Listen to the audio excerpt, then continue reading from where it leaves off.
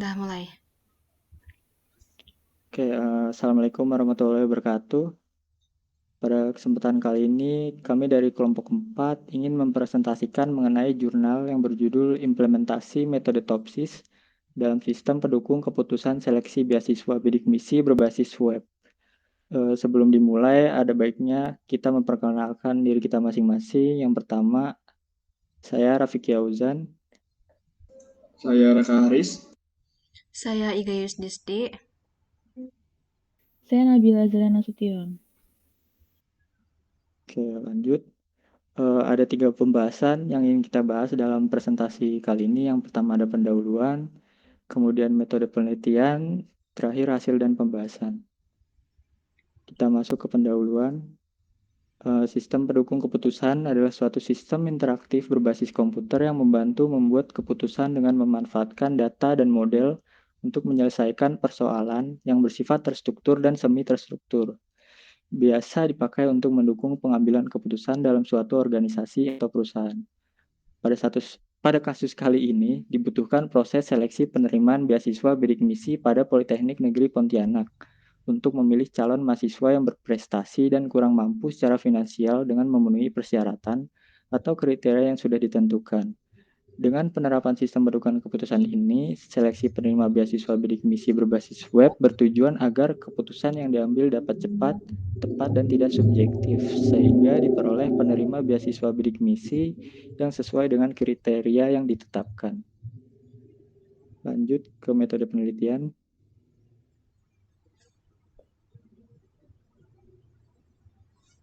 Oke, di sini saya akan menjelaskan apa metode penelitian yang kami gunakan di sini. Yang pertama itu adalah penelitian ini berbentuk studi kasus dengan metode penelitian. Metode penelitian research and development. Jadi metode research and development atau metode penelitian dan pengembangan adalah metode penelitian yang digunakan untuk menghasilkan produk tertentu yang menguji keefektifan produk tersebut. Berdasarkan definisi tersebut, dapat dijelaskan bahwa metode R&D atau Research and Development adalah metode penelitian yang digunakan untuk menghasilkan produk tertentu dan untuk menyempurnakan suatu produk yang sesuai dengan acuan dan kriteria dari produk yang dibuat, sehingga menghasilkan produk yang baru melalui berbagai tahapan dan validasi atau pengujian. Dengan itu kami di sini menggunakan teknik pengumpulan data, yaitu dengan menggunakan melalui wawancara, observasi, dan juga dokumentasi. Boleh di next. Nah, lalu di sini ada kami menggunakan metode perancangan aplikasi. Nah, metode perancangan aplikasi di sini kita menggunakan metode agile atau metodologi pengembangan software yang didasarkan pada proses pengerjaan yang dilakukan berulang, di mana aturan dan solusi yang disepakati dilakukan dengan kolaborasi antar tiap tim dan secara terorganisir dan struktur. Lalu di sini kami ada beberapa tahapan dalam metode agile ini atau dalam metode perancangan aplikasi ini. Yang pertama itu adalah planning, design, coding, dan juga testing. Boleh lanjut, Vicky? Nah, rancangan aplikasi di sini kami membuat aplikasi berbasis website yang digunakan untuk dengan bahasa PHP dan juga database MySQL. Lalu di sini kami di sini ada beberapa menu, yaitu ada pendaftaran, calon peserta dan bidik misi, menu pengisian kriteria, menu penilaian calon peserta, menu hasil penilaian, menu kelola kriteria, menu kelola alternatif kriteria, dan menu kelola pemakai. Boleh di next.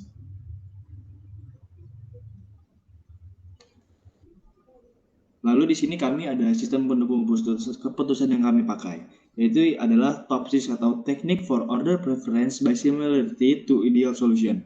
TOPSIS merupakan suatu metode pendukung keputusan yang menggunakan prinsip bahwa alternatif yang terpilih harus mempunyai jarak terdekat dari solusi ideal positif dan terjauh dari solusi ideal negatif dari sudut pandang geometris dengan menggunakan jarak Euclidean untuk menentukan kedekatan relatif dari suatu alternatif dengan solusi optimal. Boleh dilanjut? Nah, hasil dan pembahasan selanjutnya akan dibahas oleh Iga dan juga Nabila. Oke, pertama saya akan menjelaskan terkait analisis kebutuhan sistem. Nah, dari keseluruhan sistem yang akan dirancang itu kami dapatkan dari jurnalnya didapatkan dengan cara wawancara, observasi, dan dokumentasi. Nah, untuk wawancara ini kita berfokus pada panitia seleksi penerimaan beasiswa bidik misi pada Politeknik Negeri Pontianak atau Polnep. Nah, pada observasi di sini penulis melihat proses penilaian calon penerima beasiswa bidik misi berdasarkan kriteria-kriteria yang sudah ditentukan oleh panitia.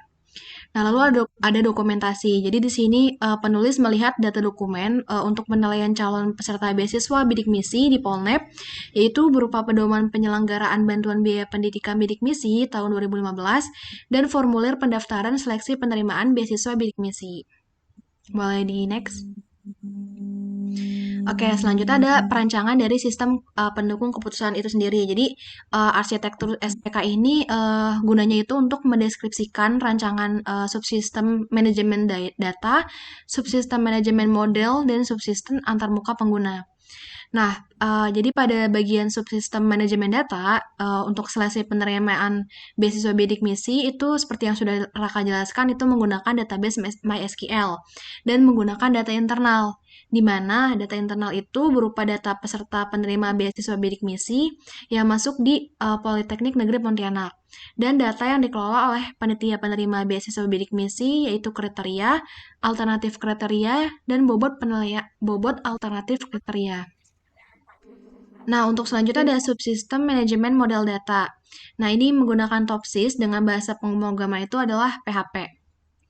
Lalu ada subsistem antarmuka pengguna. Nah, di sini menggunakan pemodelan sistem yang berorientasi objek. Jadi di sini makanya penulis menggunakan diagram use case, class diagram, activity diagram, dan sequence diagram. Boleh di next. Nah, ini adalah arsitektur komponen sistem perancangan sistem pendukung keputusan, di mana tadi ada data internal dengan menggunakan manajemen datanya bahasa pemrogramannya MySQL, manajemen model dengan TOPSIS, data eksternal itu berupa model penelitian, lalu web servernya berupa bahasa pemrograman PHP, gitu. Boleh di next. Nah, ini untuk use case diagram dari SPK yang dirancang oleh penulis. Jadi di sini ada 3 user, yaitu administrator, ada panitia, dan calon peserta bidik misi. Di mana nanti di sini administrator itu bisa melakukan login, kelola data pemakai. Lalu di sini panitia bisa melakukan login, kelola kriteria, kelola alternatif kriteria, dan penilaian calon peserta. Nah, untuk calon peserta bidik misi di sini bisa melakukan pendaftaran calon peserta, login, pengisian kriteria, dan hasil penilaian. Boleh di next. Nah, ini untuk activity diagram penilaian calon peserta beasiswa bidik misi. Jadi, ketika di start atau mulai itu nanti akan menampilkan kriteria calon peserta. Lalu nanti selanjutnya akan dihitung matriks alternatif dan kriteria. Lalu selanjutnya dihitung matriks keputusan yang telah ternormalisasi. Lalu selanjutnya dihitung matriks keputusan yang ternormalisasi terbobot. Nah, untuk selanjutnya dilakukan penentuan solusi ideal, positif, dan negatif. Lalu selanjutnya dihitung separation measure dari ideal dari positif dan negatif. Lalu selanjutnya menyimpan nilai preferensi ke data calon peserta. Oke, boleh di next. Nah, ini ada sequence diagram nilai perankingan dari bidik misi itu. Nah, jadi pertama di sini nanti dari sistem itu menampilkan periode. Nah, nanti dari setelah menampilkan periode akan terbuka sistem penilaian calon peserta. Lalu nanti disimpan. Nah, itu nanti ketika ingin mencetak ranking itu bisa dicetak gitu atau bisa kembali itu kurang lebih. Boleh di next.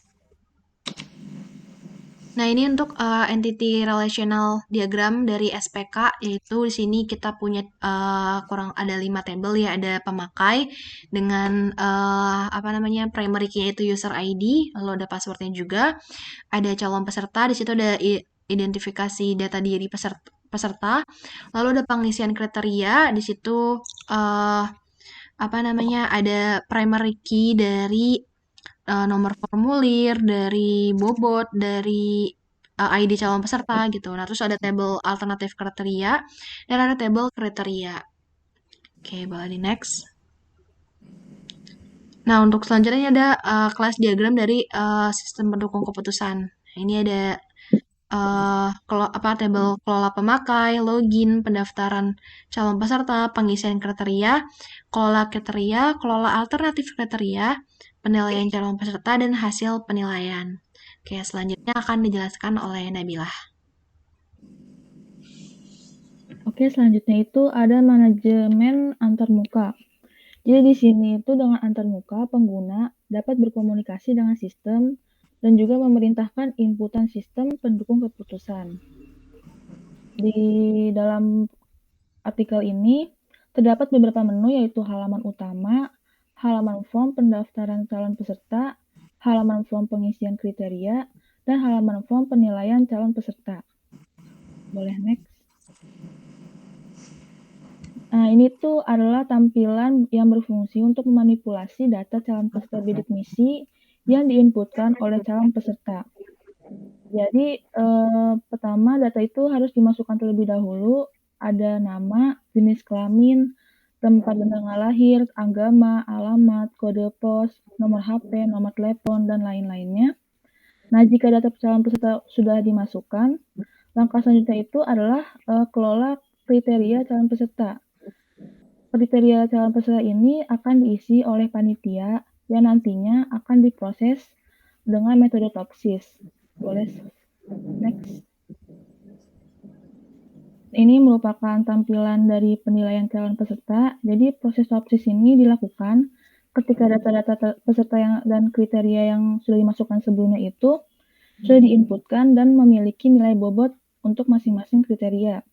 Jadi data peserta dan kriteria peserta itu nanti akan mengeluarkan hasil perankingan.